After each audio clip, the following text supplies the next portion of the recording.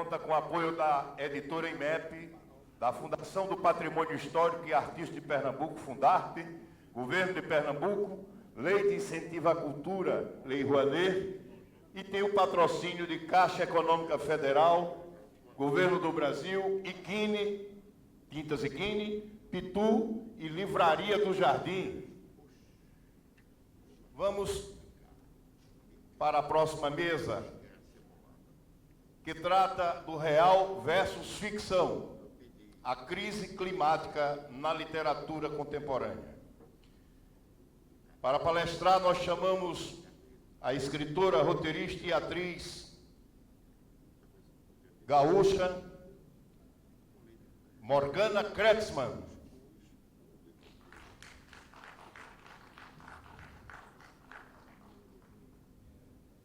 E gostaria de convidar o romancista e poeta e ainda monge beneditino Tito Leite.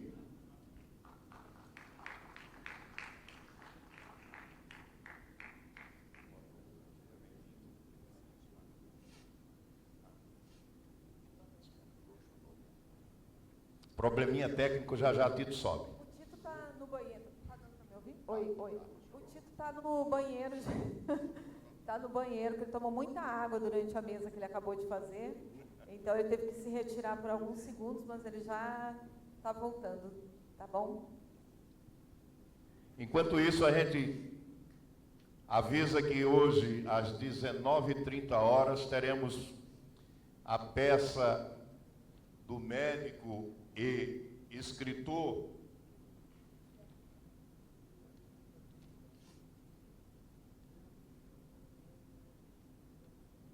Ronaldo Corrêa de Brito, e o espetáculo tem o nome Carlos Pena e Miró Cantam o Recife. Bom, já que nós estamos aqui homenageando o Miró, hoje eu vou aproveitar enquanto o Tito não chegou ainda e eu vou ler um poema do Miró. Para quem não sabe, eu conheci o Miró, considerava ele um amigo. Cheguei a vê-lo em São Paulo. Esse livro aqui eu comprei das mãos dele. O livro não é esse, a minha amiga Paula me emprestou, mas cheguei a comprar das mãos dele lá em São Paulo, durante uma balada literária que ele esteve lá. Ele estava numa época de abstinência, estava tentando não beber, estava muito saudável, muito feliz de estar em São Paulo. E era uma coisa linda de ver ele no palco. Foi lá, ele estava declamando poemas na Biblioteca Mário de Andrade, e era um grande sol no palco, cada vez que ele pegava o microfone para ler os seus poemas, todos decorados, para fazer sua performance. E quando o Miró morreu em 2022, na verdade, antes disso, né, quando ele estava no processo de não querer mais ficar no hospital, né, que ele preferiu voltar para o hotel, que precisava ter aquelas cuidadoras 24 horas. Várias pessoas lá em São Paulo estavam se mobilizando, eu estava tentando ajudar também, principalmente o Marcelino Freire, o pessoal da balada, para tentar ajudar e colaborar de alguma maneira, pelo menos financeira, para que ele tivesse um pouco mais de qualidade de vida, né, nesse final. E eu confesso que hoje eu fui com os meus colegas escritores, Ayrton, Paulo e Henrique, conhecer a estátua do Miró, que eu não tinha conhecido ainda. A gente foi até o centro histórico do Recife ali, e eu me emocionei muito quando eu cheguei lá e vi aquela estátua do Miró como eu vi ele pela última vez, feliz, sorrindo, com o seu livro na mão como se fosse Bíblia, falando, declamando sua poesia, e para mim foi um momento muito emocionante. E eu acho que eu estou muito feliz de estar na Filiporto, de estar aqui com o Tito, mas de tudo isso eu acho que nada foi mais importante para mim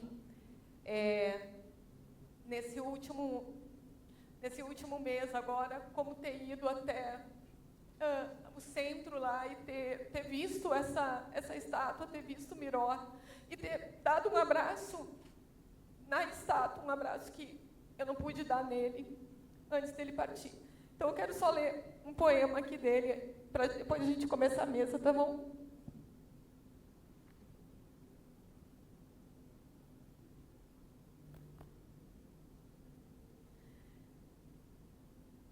Ele pensou que agora estava definitivamente morto quando o legista disse: não, não levem agora, o coração ainda bate. Apesar de saber dos seus vacilos com o álcool e de paixões terríveis ao ponto de pular do térreo, não levem agora. Liguem para a floricultura e a funerária. Façam isso agora, pois eles não acreditam que alguns mortos levantem da pedra. Dispensem o coveiro com pá, cimento e tijolos e vão embora, pois ele vai ao shopping comprar uma roupa para o enterro de vocês. Viva Miró! Leiam Miró.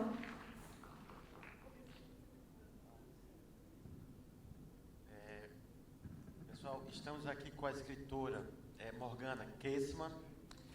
Ela, além de escritora, é formada em gestão ambiental e também ela é roteirista. E eu fiquei sabendo que a Morgana escreveu um roteiro, começou a escrever um roteiro, que agora eu não sei o certo, se o nome é Amores Perdidos ou Amores Roubados. Amores Roubados, né? Então ela começou a escrever esse roteiro, mas não levou adiante no audiovisual. Mas esses amores roubados não foi uma roubada, não ficou perdido. Ela transformou no primeiro romance dela. E esse primeiro romance trabalha com a temática da violência, do abuso infantil, o abuso contra as mulheres, que inclusive foi vencedor do Prêmio São Paulo de Literatura, o melhor romance do ano. Depois ela veio com esse livro aqui, Água Turva, e eu li. Isso que eu vou comentar aqui não é porque eu estou na frente dela, porque eu já coloquei nas minhas redes sociais. Foi o melhor romance que eu li do ano. É porque eu fiz um pix para ele hoje de manhã, por isso que ele está falando isso. Esse aqui foi o melhor romance. E trabalha com a temática ambiental, mas de modo especial. Aqui, a crise ambiental é, antes de tudo, uma crise política. O que eu observo? Do primeiro romance para o segundo, tem algo muito em comum, que é o quê? Que é o trabalho que você faz com as vozes silenciadas. E eu queria que você comentasse como entra a questão do silêncio na sua obra. Tito, obrigada pela pergunta. É uma honra estar aqui com o Tito. Tito é um grande escritor. Eu acho que vocês estavam aqui na mesa anterior. Só de ouvir ele já dá para imaginar. E eu acredito que no ano que vem, quando ele lançar esse grande livro, que tem muita gente ansiosamente esperando, eu acho que mais pessoas do Brasil vão começar a conhecer a obra do Tito, e ele vai estar tendo a oportunidade de falar dos livros dele em outros festivais, em outros estados, em outros lugares, e eu tenho certeza que vai ser uma grande mudança para você, Tito. Estou muito ansiosa com esse livro no ano que vem. Depois eu quero te perguntar algumas coisas também, que eu acho que melhor a gente fazer um bate-papo mesmo, né? Eu te pergunto, você me pergunta, né? Vamos fazer assim?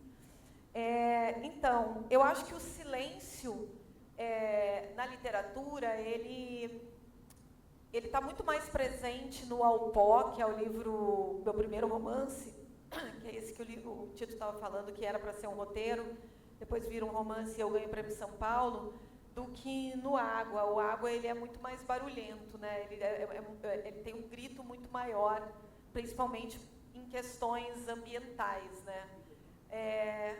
O Alpó, ele tem uma personagem que acaba sendo engolida por um silêncio que ela opta a viver, um silêncio que tem como consequência um alcoolismo também, que a personagem principal acaba entrando nessa vida, porque ela sofre abuso na infância por um tio, depois ela descobre que a irmã mais nova dela também sofre abuso desse mesmo tio, e ela foge dessa cidade do interior profundo do Rio Grande do Sul, uma cidade muito pequena, e deixa a irmã. E ela decide que ela vai fazer de conta que ela não viveu aquilo, que aquilo não existiu na vida dela. Então, ela prefere o silêncio daquilo, né, do que falar sobre a violência que ela viveu durante tantos anos e que sabia que a irmã dela estava vivendo depois que ela saiu de lá também. E aí acontece no livro, né, no romance, uma outra coisa que faz a vida dela mudar de novo, porque ela sofre uma nova violência, e essa violência vai para a internet. E nas redes sociais e YouTube, na época aquilo ainda era permitido no YouTube, né? Hoje a gente sabe que depois daquela lei, Daniela Ciccarelli, né, o YouTube e outras páginas, né, sociais proíbem, né, eles tiram na hora, né, você faz a denúncia, eles tiram na hora se isso for postado ou colocado. Então, ela sofre essa nova violência e ela começa a ser julgada pelo que ela viveu. Ela é julgada por um crime que não foi ela que cometeu. Então, novamente, ela decide se esconder, decide viver no silêncio, decide não denunciar esses abusadores, e ela volta ao silêncio, e aí acompanhada do alcoolismo, até que em um momento da vida dela, ela decide que ela vai fazer esse acerto de contas com o passado e com esses homens que causaram tudo isso para ela. Então, eu acho que o silêncio na literatura ele vem como uma importância, principalmente nesse livro, sabe, Tito, no Autônomo. E do silêncio para a fala. Na tua obra, Água Turva, como foi possível falar de crise ambiental? Pois é, Tito.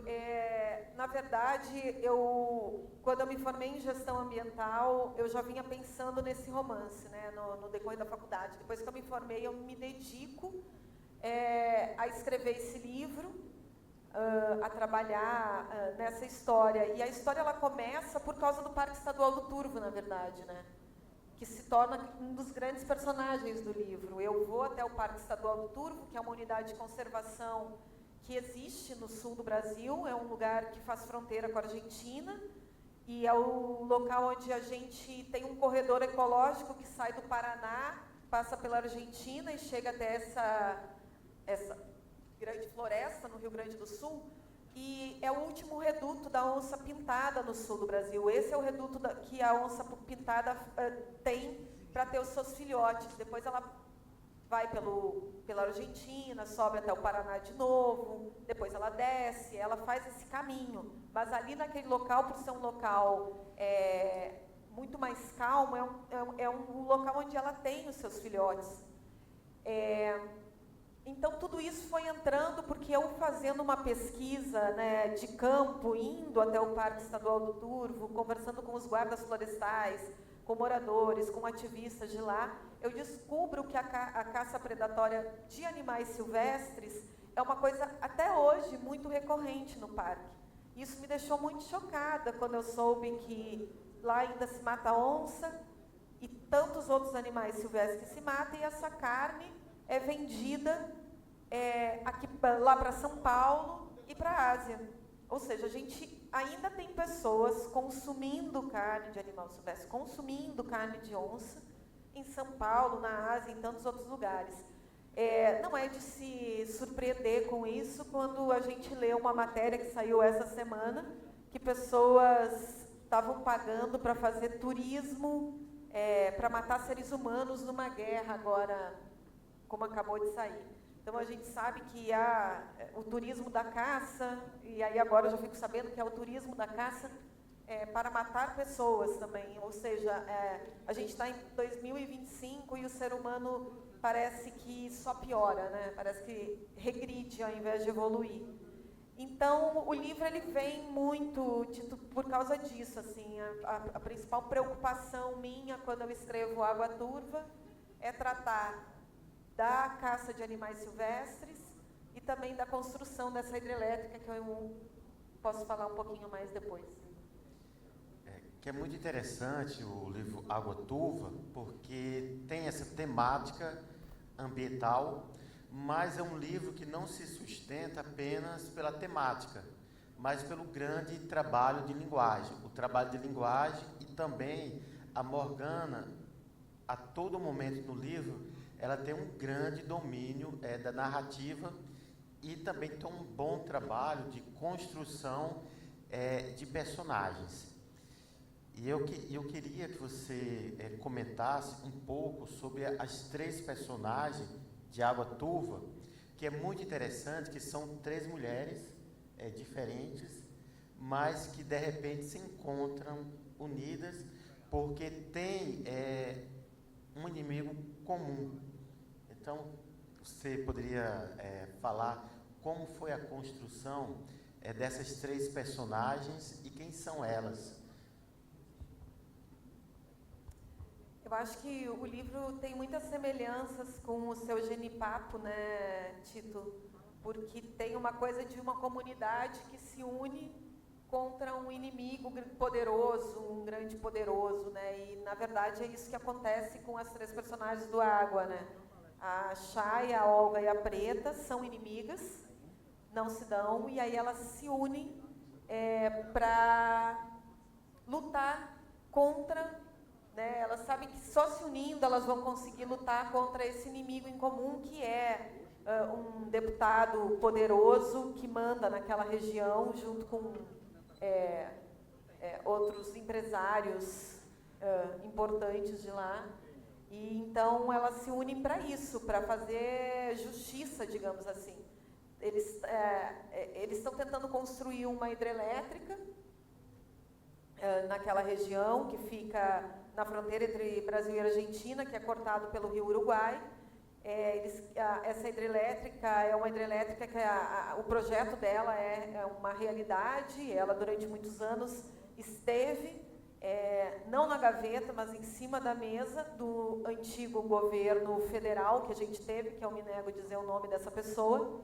Então, durante muitos anos esteve lá e pressionado por empresários e políticos reais daquela região para que fosse construída ao custo de 5 bilhões de dólares.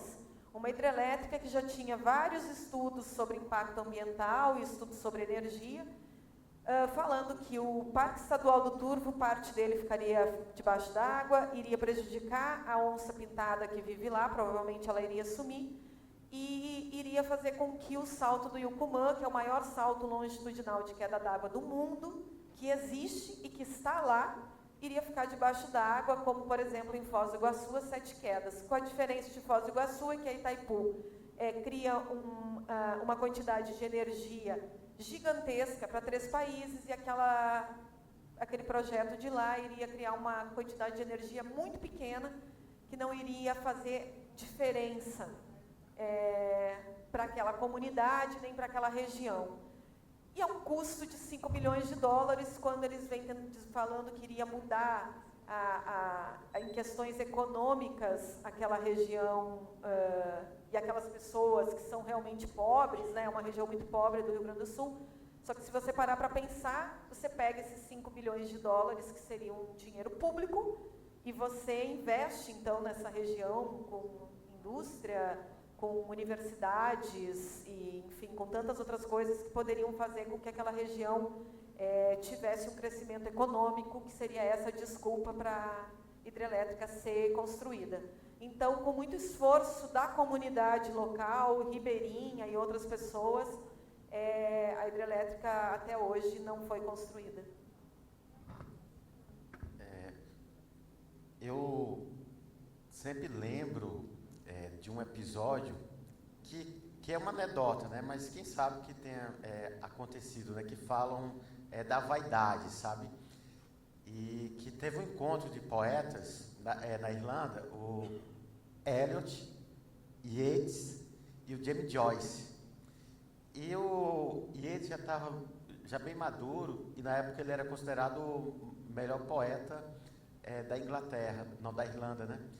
E o Eliot falou: Joyce, aperte as mãos do maior poeta irlandês, né? Aí o Joyce falou: desculpe, mas eu não posso apertar minhas próprias mãos. Não, porque é muito curioso, que sempre tem muito essa coisa da vaidade, né, do escritor, e o que me chama muita atenção na Morgana, que ela não é vaidosa, está fazendo um grande sucesso, e ela troca ideia com outros escritores, escuta outros escritores, mostra que ela está trabalhando, mas assim, os amigos que devem falar dela, porque ela não costuma estar fazendo autopropaganda. Eu estou comentando isso porque, se eu não estiver enganado, você e o Itamar Vieira, dos escritores contemporâneos, dois escritores mais traduzidos no mundo, daqui do Brasil, dessa turma nova. E eu queria que você falasse, né, se eu me pedir, eu acredito que você não ia falar, sobre essas traduções e como é que está sendo a repercussão lá fora. Que eu sei que saiu no espanhol, inglês, no alemão. Eu acho que dessa nova geração aí que vem, o Água tem sido um dos livros mais traduzidos, e foi traduzido muito rápido, né? Porque o Água saiu no ano passado, ele está hoje já em 15 países, 7 línguas, e claro que alguns lugares, como nos Estados Unidos, por exemplo, o livro está pronto, mas por uma questão de marketing, eles vão lançar só no ano que vem, mas já recebi capa, já recebi a tradução, já recebi o livro todo para ver. E foi uma surpresa muito grande para mim. Eu acho que tem a questão climática, que faz com que as pessoas de outros países se interessem por um livro, né, por esse livro em questão, mas eu acredito também que seja porque eu estou falando de uma região pouco conhecida, e as pessoas desses países, elas conhecem o Brasil pelo Rio de Janeiro, ou por São Paulo, ou até mesmo sabem, né, da nossa floresta amazônica, enfim, Pantanal, nossas praias. Mas aí vem um livro que fala de uma floresta, que também é uma floresta gigantesca, mas que fica na fronteira com a Argentina, e que tem onça pintada, né? Muitos brasileiros não sabiam disso, né? Que no sul do Brasil tinha onça. Muitos brasileiros não sabem disso, né?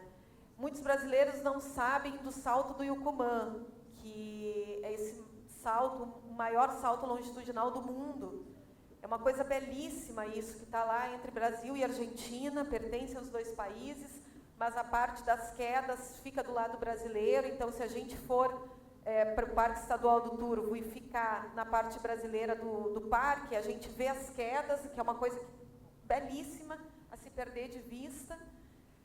E outros países também não sabiam disso, né? Quando saiu uma resenha do livro lá na Alemanha, num jornal, um dos maiores jornais da Alemanha, ao lado da resenha, na página assim, seguinte, eles botaram uma página inteira falando do maior salto, né, do mundo, desconhecido para o mundo, porque eles também não conheciam.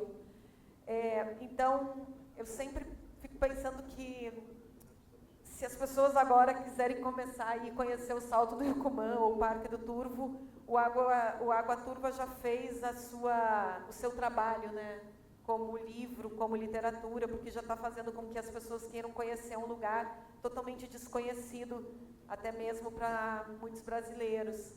Então é isso, Tito, assim, eu estou muito surpresa. Na França está sendo bem recebido também, na Argentina está sendo bem recebido, apesar de que alguns homens mais velhos têm me xingado no Twitter e me chamando de woke. Eu acho muito engraçado.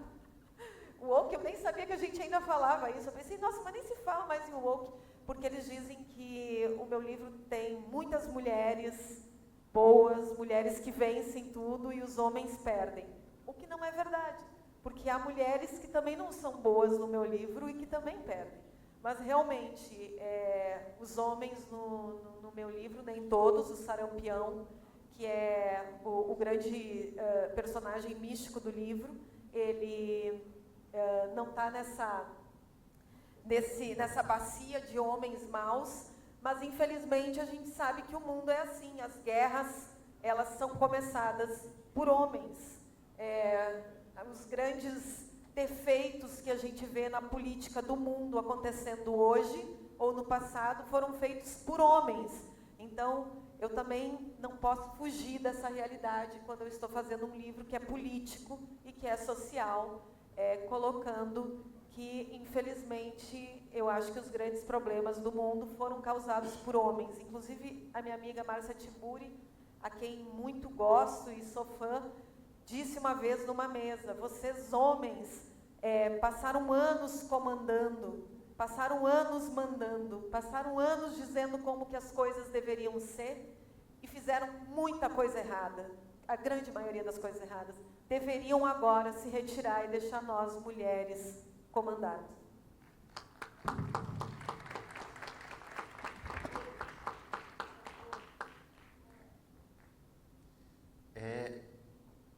Aconteceu um episódio que foi do Prêmio Jabuti, que foi muito criticado, porque só tinha homens, né? E começaram a reclamar muito, né? Que foi algo assim que eu achei horrível. E começaram a falar, tem que ter mais mulheres pela própria questão da diversidade. Aí eu pensei, não é nem tanto diversidade, é questão de honestidade. Porque o melhor da literatura hoje contemporâneo está sendo escrito por mulheres.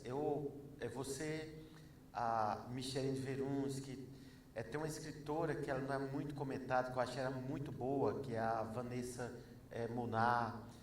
E tem uma produção feita por mulheres forte, assim, muito potente, né? E eu agora lembrei do Spinoza, quando ele fala aquela coisa dos encontros, né, que os bons encontros deixam marcas, mas os más encontros também deixam marcas. E devemos buscar os bons encontros porque eles aumentam a nossa potência. E os maus encontros diminuem a nossa potência. E a literatura, para mim, é um dos melhores encontros que existe.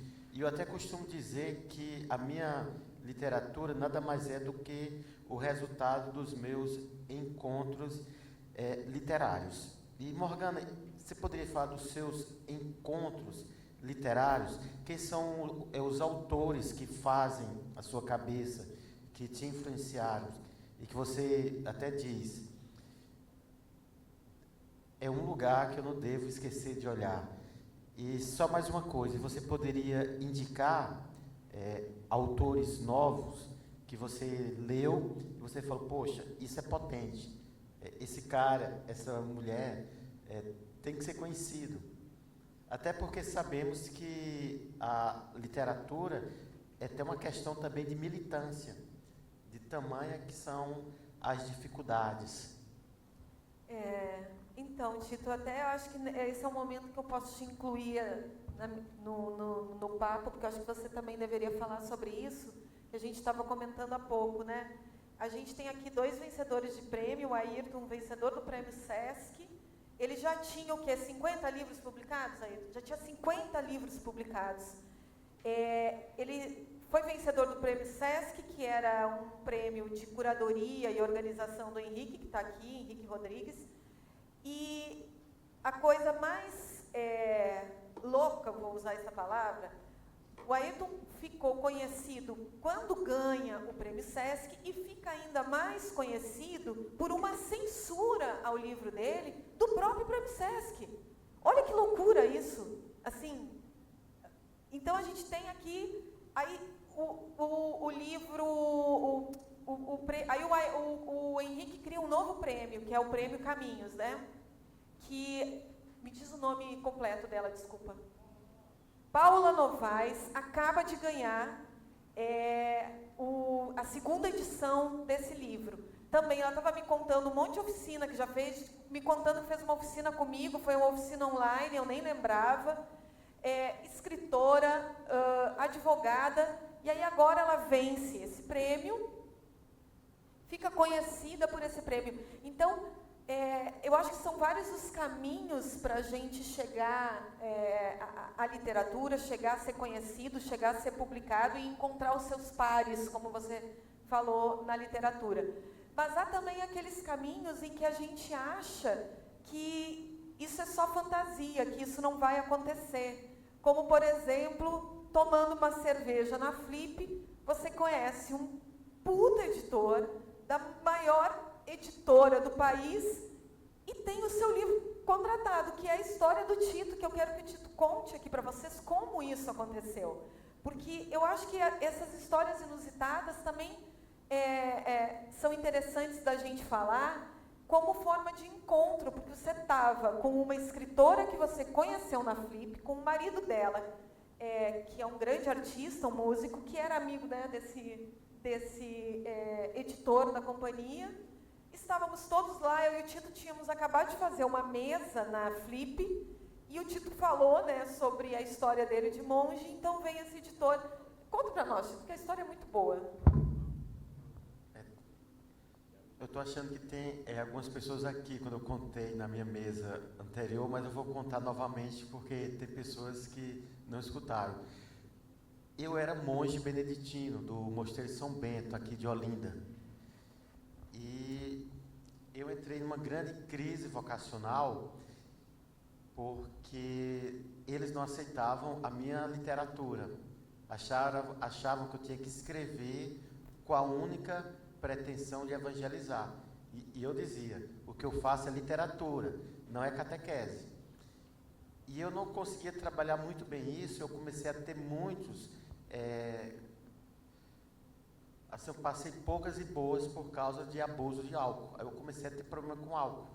O pessoal até acha estranho, né, inusitado, um monge alcoólatra, né? E me mandaram para uma clínica de reabilitação em Curitiba, uma clínica para padres e freiras. Eu nem sabia que existia esse lugar. Aí me mandaram, entendeu? E quando eu cheguei nesse lugar, eu descobri que os padres não eram alcoólatras, mas eram aqueles padres que não eram amigos do bispo, que dava dor de cabeça e que queria ficar livre dele. E eu comecei a contar essa história na Flip, né? Comecei a contar algumas peculiaridades, algumas figuras, quando eu pulava o muro também para aprontar, né? Que eu me lembro até a última vez que eu pulei o muro, que no outro dia eu já estava cansado dessa vida de contradição. Aí eu cheguei para o meu abade e disse, olha, eu estou largando a batina, eu estou desistindo. Eu até pensei que ele ia dizer, pense melhor, mas ele falou, parabéns, que decisão acertada. E eu estava na Flip com o Caçapa, que é um músico, né?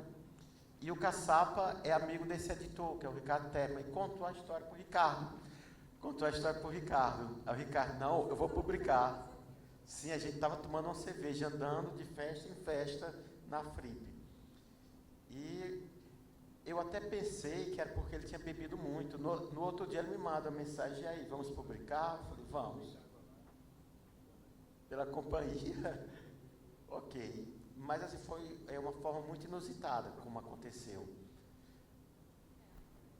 Muito boa a história, né? Muito boa. Porque o Ricardo, ele é o editor da Zahar, que é o selo da Companhia das Letras, que fala mais de... que os livros são mais de ensaio, autoficção, né? Tem mais essa pegada, assim. E aí ele se interessou pela história do Tito, porque eles estavam conversando entre amigos, entre pares, né? Na mesa de bar, né? Aí a pessoa fala, como é que você conseguiu esse contrato? Aí eu respondo, da boemia. Porque eles acham que ele tinha uma agente literária que foi lá e ofereceu, e não foi o Tito sozinho. Sim, mas você ainda não falou dos seus encontros literários. Então, eu acho que nesse momento a gente está vivendo uma safra, digamos assim, muito boa de literatura contemporânea feita por mulheres. Não é só agora, isso já vem de uns 10 ou 12 anos para cá. Como você citou, a Micheline, né? E tantas outras mulheres que vêm escrevendo e ganhando mais espaço e tendo mais oportunidade de ser lida, de estar em festivais, de estar em prêmios, tirando esse ano que quase não teve mulher em prêmio. Tirando isso, parece que foi um aviso, né? Ó, a gente deixou vocês irem um pouquinho, agora chega. Então, e eu moro em São Paulo. Então, eu tenho um círculo de amizade com mulheres escritoras muito grande. E é um círculo de mulheres que se apoia muito, assim, se apoia na vida e se apoia também na escrita. Então, inclui a Aline Bey, que agora vou fazer um projeto com ela em dezembro no Sesc Paulista. Inclui Andréia Del Fuego, Natália Timmerman, Natália Zucala, enfim, várias mulheres que a gente tem esse círculo onde a gente se lê. E eu acho que isso é uma coisa muito importante, né? A gente vê muito de oficinas também, as pessoas querendo sair já escritores, já sair publicados na Companhia das Letras, ou na Record, né? ou na Todavia, sair já publicando, sem ler os outros, sem se ler, sem ler seus pares, sem ler quem veio antes de nós, né? Isso é uma coisa muito importante, né? Amanhã vocês vão ter a oportunidade de ter a Maria Valéria Rezende aqui, que é uma escritora fantástica, uma escritora excelente, que abriu muitas portas para todas nós mulheres, que muitos anos antes da gente chegar nesse mercado editorial, ela já estava batalhando, chutando porta para conseguir ter seu espaço e chegar onde chegou. Então, eu acho que tem isso, né? Uma coisa de celebrar quem veio antes e se abraçar, se apoiar e se ler, né? Quem está aí como contemporâneas, né? Alguém aqui tem alguma pergunta para fazer?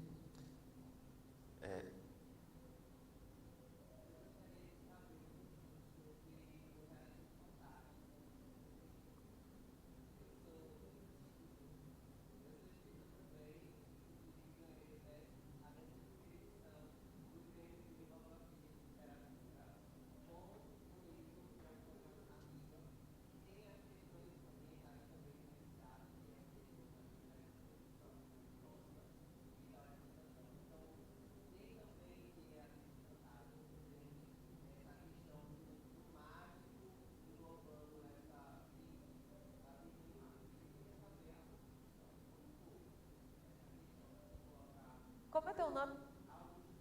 Augusto Borges. Eu não vou conseguir repetir toda a pergunta, porque parece que estão gravando, né? Eu acho que isso depois vai para... Mas eu vou tentar responder a pergunta do Augusto Borges sobre realismo fantástico, realismo mágico e ficção climática. Eu acho engraçado, porque o meu livro, por exemplo, as resenhas que saíram na Alemanha, falam que o meu livro é muito parecido com 100 Anos de Solidão. E não é. Mas, assim, eu crio uma cidade fictícia, eu crio personagens fictícios, eu crio personagens que não morrem, que desaparecem e que voltam, como no caso do Água Turva, o Sarampião volta como vento. Sempre tem um vento quente. As personagens já sabem que é Sarampião voltando, porque ele morreu ou não morreu, ninguém sabe, desapareceu. Aí outra personagem desaparece nas águas do Rio Uruguai, nunca se acha o corpo, mas ao mesmo tempo ela está ali. Então, por causa dessas coincidências, eu acho que, principalmente a Europa, lê muito as nossas histórias e fala de realismo mágico, realismo fantástico, porque para eles isso tudo é muito irreal. Quando, na verdade, para nós, tudo isso é muito real. O Sarampião, o meu Sarampião aqui de Água Turva, para mim ele é totalmente real, porque eu venho de uma família que acreditava muito em certas coisas místicas, assim. Por exemplo, a minha avó dizia que era proibido que nós, netos, passássemos por baixo de determinada árvore, porque aquela árvore era amaldiçoada, porque o meu avô tinha pegado cobreiro passando por baixo daquela árvore, que era nada mais do que herpes zoster, só que não se falava em herpes zoster, era cobreiro que ele tinha pego no corpo, e que era uma árvore maldita. Então era uma coisa assim, a gente tinha muito medo da tal da árvore, a gente não chegava perto daquela árvore, porque a gente acreditava naquilo, porque a minha avó acreditava naquilo, porque o meu avô que pegou o cobreiro acreditava naquilo. Aí eu coloco isso num livro, algo que para mim era real, para minha família era real, e as pessoas lá fora, lá na Europa, leem como realismo mágico. Os meus pais hoje vivem numa pequena propriedade rural que o meu avô tinha comprado há muitos anos atrás, e aquilo, depois que meus avós morreram, foi dividido entre os filhos.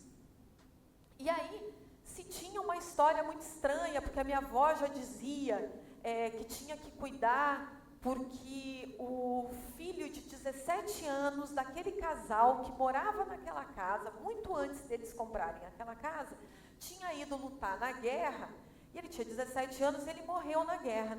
E aí a alma dele voltou para aquele lugar, porque a alma dele não entendeu que ele morreu. Então a minha avó dizia que ele estava lá, e que ele não tinha entendido que ele tinha morrido. Então ele ficava lá e olhava para minha avó e para o meu avô, eu olhava para os meus pais, eu olhava para aquelas pessoas que estavam lá e dizia: o que vocês estão fazendo aqui? Vocês não podem estar aqui.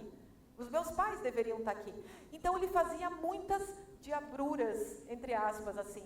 Ou seja, às vezes aparecia um ganso totalmente despenado e morto, e ninguém sabia quem tinha matado. Absolutamente ninguém. Às vezes aparecia uma galinha, só com uma parte de cima, sem pena, e estava lá morta, e ninguém sabia quem tinha matado. Eles realmente acreditavam que era a alma desse menino.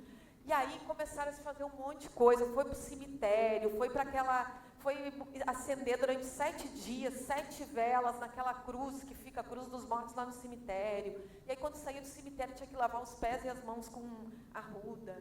E aí encontraram o jazigo dos pais desse menino, aí ficavam lá rezando para ele, para o menino encontrar a luz, porque o menino precisava encontrar a luz para ir embora. Então eram coisas que se acreditavam assim. Aí eu coloco isso num livro, tipo Sarampião Voltando como Vento, que para mim é a realidade, as pessoas acham que isso é realismo mágico. Então, tudo isso eu estou te falando porque eu quero te dizer que eu acho que isso são apenas teorias que às vezes a gente coloca, quer dizer, que nos colocam, entende? As pessoas nos leem e colocam essas teorias. Então, eu acho que quando pensam que nós aqui, América Latina, porque nós brasileiros também somos da América Latina e muitas vezes esquecemos ou não queremos lembrar disso, nós aqui, América Latina, quando escrevemos as nossas histórias, a nossa literatura, e as pessoas lá fora nos leem como realismo mágico, é porque para eles isso não é real e para nós isso é real.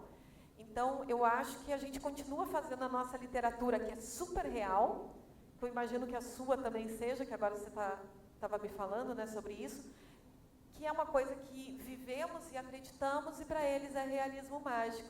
Então, eu penso assim, que o Água, por exemplo, ao falar de questões climáticas, que são questões que me são caras também pela minha formação como gestora ambiental, eu penso que eu coloco, né, certas cenas, certas coisas que acontecem, certas tempestades que acontecem em cima de um céu rosa, e as pessoas dizem: ah, é realismo mágico, mas não é, gente. Lá naquela região tem tempestade que derruba tudo, que cai pedra do céu, e eu juro para vocês, o céu está rosa. Perfeito, sabe? perfeito. Morgana, como é que é o seu nome? Augusto. Faz muito tempo que eu conversei com uma jornalista italiana, uma ocasião, que ela estava fazendo uma pesquisa em Zélia Gattai e também no Jorge Amado. E na época eu fiz uma pergunta, eu perguntei: você acha que é possível classificar o Jorge Amado como literatura fantástica? Ela falou: não, porque o que ele escreve aqui na Bahia é real. O que Morgana escreve em Água Turva, lá naquela região, é real. E o próprio pai do realismo mágico, que falam que é o Gabriel Garcia Marques, ele não gostava. Ele falava: eu não faço literatura mágica. Ele dizia: o que eu faço é literatura e pronto, porque tudo que está aqui na Colômbia é real.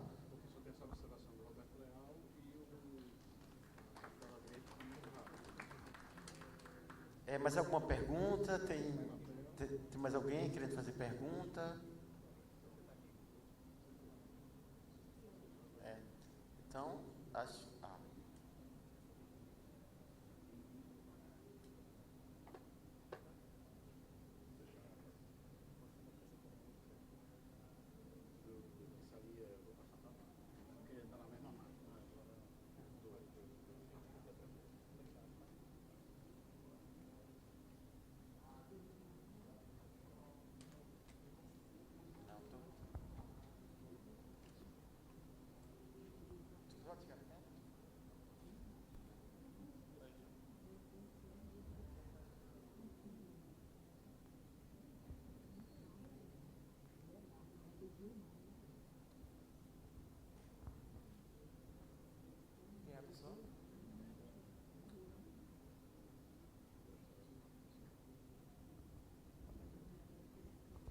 Boa tarde, boa tarde.